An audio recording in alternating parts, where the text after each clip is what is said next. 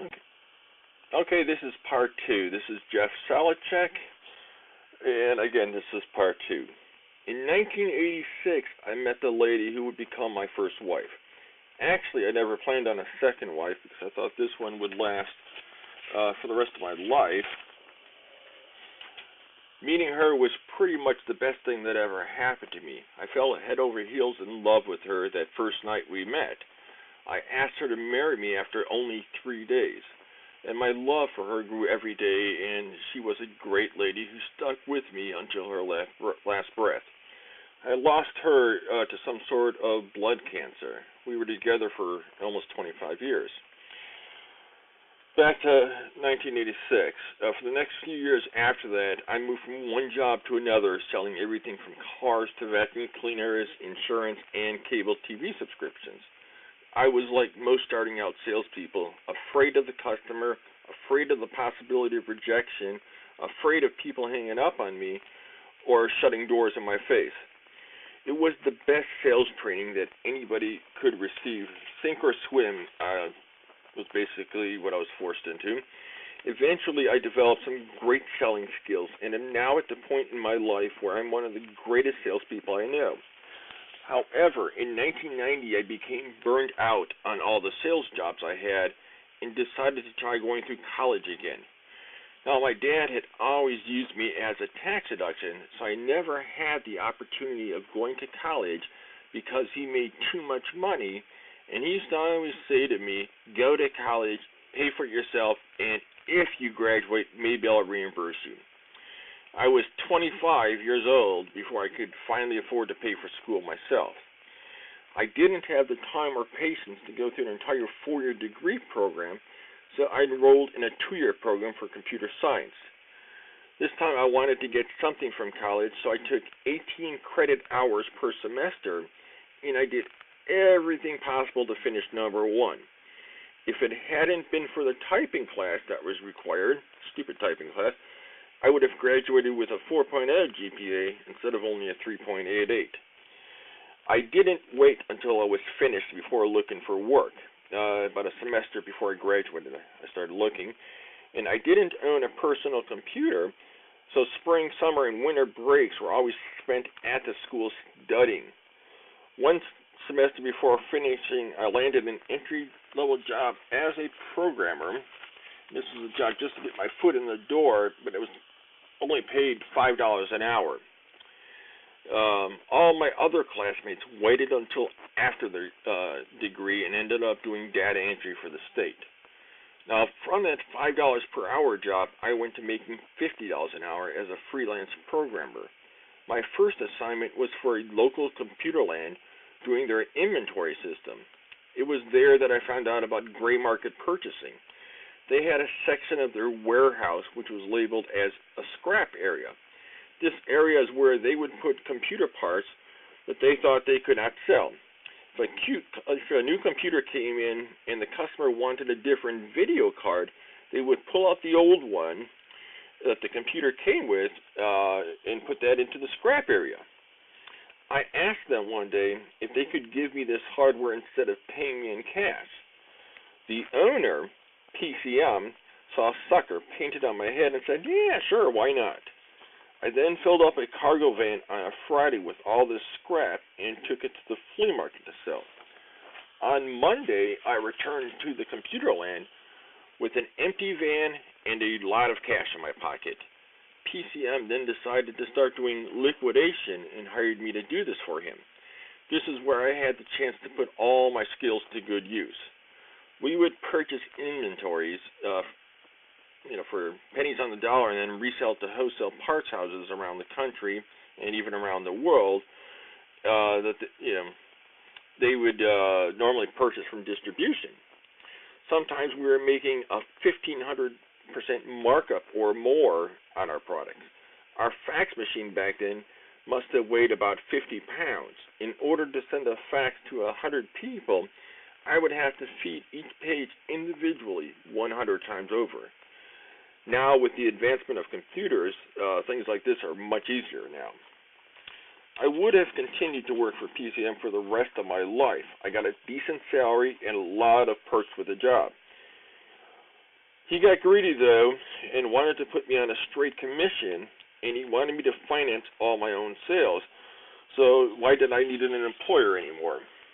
In 1993, a mutual decision, I went off on my own and formed my own company. I had less than $100 to my name. I would have to use a third party to finance my deals for a split in the profits, but eventually I was able to get my customers to prepay for their products, and some of my suppliers gave me terms. I was doing both retail and wholesale, and first-year sales were almost $6 million, and this was back in the days when we were doubling our money at a minimum. I wanted to share my success with other people, so I hired a friend of mine that I had grown up with, Brent R. I taught him how to sell, prospect, and even about finding products. He went from never making more than $20,000 in a year to making over $50,000 in his first 7 months with me. Unfortunately, he did not plan for the slow months, and he developed some expensive habits. He decided to do side deals while still working for me for counterfeit products. Also, my ex-employer, PCM, set me up. A competitor was raided by the feds. He was found to have disc duplicators, a shrink wrap machine, and a few other items, plus some counterfeit Microsoft Windows 3.1. PCM and George were at a bar chatting that same night, Pargos. PCM said to George, "Let's kill two birds with one stem." They turned me in for George's immunity, and I think he may have received some other benefits. I was turned in as his supplier. Now tell me, how smart of the feds to go after me as a supplier when he had the equipment to produce the product, plus some of the product on his premises? After prison, I called George, and as soon as he found out that I was back, he sold his store and left the state, all within 24 hours. Now, if this isn't an admission of guilt, I don't know what is. I lost over 2 years of my life because of this. The feds picked him up and volunteered a way out for him. I was indicted on 5 charges. I had trademark infringement, bankruptcy fraud, wire fraud, piracy, and trademark infringement and all this kind of stuff. But they had to drop most of that because they basically, for lack of evidence, all they got me for was perjury and wire fraud. And they sentenced me to a year and a day in a federal prison camp. The original sentence was 1 year, but I learned in this halfway house that I had to do pretrial at, that I got an extra day added to my sentence, that if I didn't get that extra added to my sentence, I wouldn't get any time off for good behavior. So with a 366-day sentence, I was entitled to 54-day reduction for good time. And I won my appeal 11 days short of my sentence. During this time, my wife and kids had to live in shelters for the homeless because the feds took everything from me. I was a millionaire at age 28, but now had nothing. Excuse me. The reason why I had to spend 9 months in a halfway house is because that was a condition of my bond. $50,000 bail, and they said I was a flight risk. One of the FBI said I had told him that I would flee the country and go to Mexico. I could only speak a few words of Spanish, and if I was going to go anywhere, it would have been to some place without extradition. I mean, I'm not an idiot, so... Anyways, I tried to bury the hatchet after my release and even tried to do business with PCM and with George. But in the end, they were still surviving by taking advantage of others, only looking out for themselves. For the first year, I took a job buying and selling computer software, but eventually had to go back on my own. I've changed the products that I deal with in about a half dozen times. Each time because profit margins were very low for the products I was dealing with. Each time I took on a new product, I was making at least 30 to 40 points wholesale on them, and when I did retail, my price margins were at least 60%. Currently, I am dealing with a lot of imports, selling both online and offline. With imports, I am getting brand new merchandise for the prices of closeouts that I used to buy in the U.S. I still deal in closeouts. I have read so much material on marketing and selling on the internet, designing good ad copy, etc., etc. I absorb the useful information and dispose of the rest. I save all the junk emails I get because these give me ideas for creating my own ad. Plus, I contact the companies doing the emails, and they become my customers. Now, some of my fellow business associates think I spread myself too thin, so I need to specialize in just one product. These are the people that only stick with what they know, but in order to stay ahead of the game, we need to always explore new kinds of products. We need to stand out from the rest. One of my favorite authors says it best, not to be like the rest of the herd. We need to be the purple cow. All the others in the herd just blend in. We won't remember them 5 minutes later, but the purple cow, I am that purple cow, and I do what it takes to separate myself from the rest of the herd. Now, I do want to mention that while I was in prison, the companies that were my customers became very big, like Tiger Direct I used to deal with, their wholesale company, which for some reason I can't remember their name, but I do have all this information still saved. I would need to buy a bare-bones system to install this drive, of course. Another company that I used to sell to was Evertech. They now have a big retail operation called Computer Geeks.com.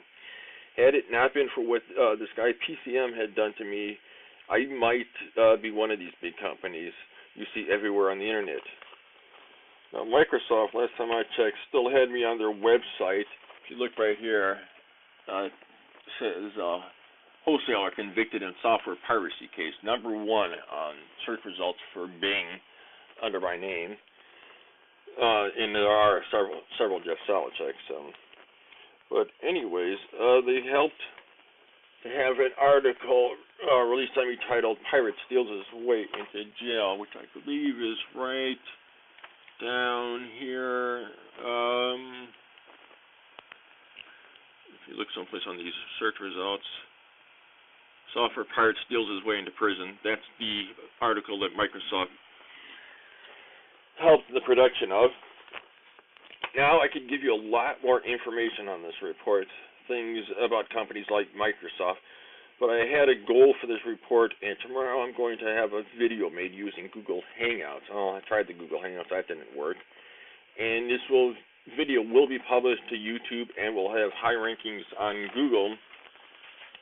And you can always go to my blog, Jeffrey Solochek, or it's JeffreySoilochek.com/blog, and you can see all my past videos. Or you can go onto YouTube.com and look for videos by Jeffrey Solochek without the A and pull up all my videos. Anyways, I'll talk to you guys in another video. I just wanted to give you a background, kind of be completely upfront and honest with you. So I hope I was able to do that for you. You have a great Easter weekend.